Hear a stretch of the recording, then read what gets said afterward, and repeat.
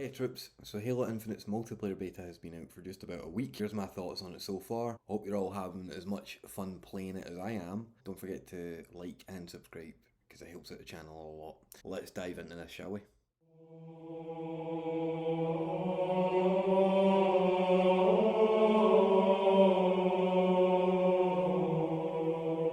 Right, so first of all I want to start with the positives of the game.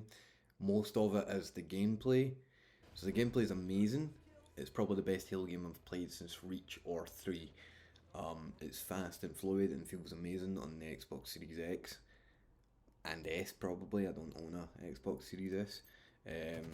If you own it on last gen hardware, I would recommend playing it on performance mode on the Xbox One X. However, if you own it on the Xbox One S or the original Xbox One, I would leave the game out because it's not fun at all. From what I've seen anyway, to play it on the older hardware. And if you've got it on PC, I'd recommend playing it at 60 frames at least. Because if you play it on an Xbox One original, you'll be at an extreme disadvantage and the game won't feel as good. Series S and X and PC are probably the best way to play it. So if you're still using the last gen console, skip out on it until you can get an upgrade. And obviously during this pandemic with the silicon shortage and all that good stuff. The combat wise, the game feels like the combat has truly evolved since Halo Reach rather than just taking gimmicks from other franchises like Call of Duty with the booster packs and the ground pounds and all that stuff. Although I did like the ground pounds from Halo 5. But, you know, I can see why they had to get rid of it. The gunplay feels amazing, though there is some balancing issues that needed rest. For example, the shotgun is utter dog shit. I hate the Bulldog shotgun. And the Commando, as powerful as it is, if you aim down at sights, there's no point. I would recommend just hip firing with the Commando because the recoil is far too much. You probably get more kills hip firing from the Commandos than you will actually aiming down the scope. They're just probably a couple of drawbacks. There is a few other guns, like the Needler is really OP. The battle rifle is probably the best it's been since Halo 3, but not as good as the Halo 3, and it's much better than Halo 5's BR. Let's talk about customization as well. I think the options and mixes you have on your armor cores are brilliant, and you truly get to express yourself with your Spartan, which I quite like. It's, you know, probably it's a lot better than Halo 5's customization where you chose an armor type and a helmet and that was it, and your visor. It was really bare bones Halo 5. God, how did they get away with Halo 5? But I digress. The customization for your Spartan is almost up there with Reach. I say almost because, well, this is part where the negatives so far start to come in. So the biggest gripe I have with the game so far is the Battle Pass progression. As XP is given out to you via challenges that you need to complete, whether it's weekly challenges or daily challenges. And I think there'll be seasonal challenges or limited time challenges as well.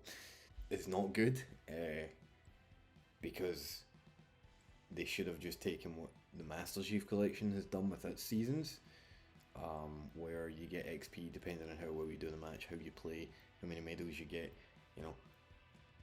If you win or you lose, all that as well, that gives you more.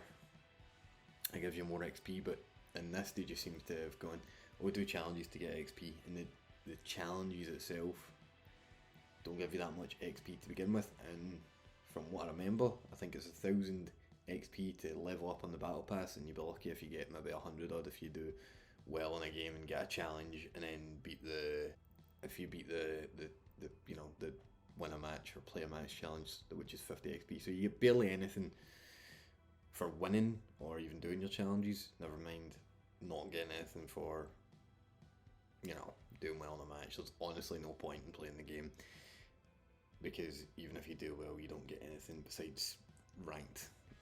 The Battle Pass itself is a complete and utter mess of a grind, and I really hope they fix it. I've heard people who have played this game for about 3 days straight and only gone up 5 ranks in a 100 tier Battle Pass in 3 days. So it's a good thing that the Battle Pass ends in May, because you'll probably finish it by about then. And that's another thing as well, with the customization that I mentioned earlier. it takes ages to level up a battle pass. So if you want all the cool stuff with your Spartan, like the Mark 7 armor or the EVA helmet, the noble armors, all that as well, you'll be working and playing this game for quite a bit. And that'll be hard considering there's barely any maps out for the game right now. The map design is amazing itself, but it's the variety I have an issue with. So progression's a problem, variety of maps, content wise is a problem. Now this is the multiplayer beta, they might release more stuff. Also a lack of playlists. Right now you only have ranked and quick play. You can go up against bots and you can choose the map and all that as well. But right now the only playlist you can play is ranked, which is a mix of Slayer, Capture the Flag, Oddball, and Strongholds, as well in quick play. It's the same as well. Ranked, the only difference is you don't have a radar and you start with BR starts, whereas on quick play, which is what I guess the beta's social playlist, you start off with an AR and pistol and you get radars, and then you get big team as well, which big team, it's fun, but I feel like it's taken a few steps back with it. Feels like for some reason developers, Battlefield as well, on this, we have a sandbox of stuff to play with, but for some reason you need to wait until the game dictates when you can go in the Scorpion tank or get a Mongoose or get a Wasp or other vehicles. Kind of like in Battlefront 2, you had to get battle points and then you would choose the vehicle rather than go and find it on the map somewhere like you would in the old games. And Big Team Battle ends too quickly as well. The progression system is my biggest gripe with the game. They need to fix that as soon as possible, otherwise the game is dead on arrival. They need to get more content out before May of next year. No Forge as well, so the custom games community is absolutely gonna suck until May. And no co-op as well. I was actually really looking forward to exploring Zeta Halo with my friends, but it's like we're not going to get that until the summer. So yeah, that's my rough thoughts on Halo Infinite's beta. It's a mixed bag. The gameplay is amazing, the map design's amazing, gunplay feels amazing, customization's let down due to lack of options, and as well with the progression to unlock said cosmetics, it's a grind and a half.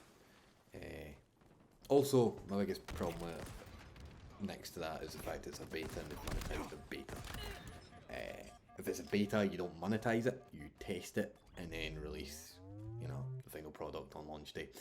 But yeah, that's my initial thoughts on Halo Infinite's multiplayer. But I've got really bad Halo 5 vibes coming off of this right now, where they've done amazing in some aspects and then done a colossal step back in others. So that is my thoughts on Halo Infinite so far. I'm really excited for the final product, even if I do have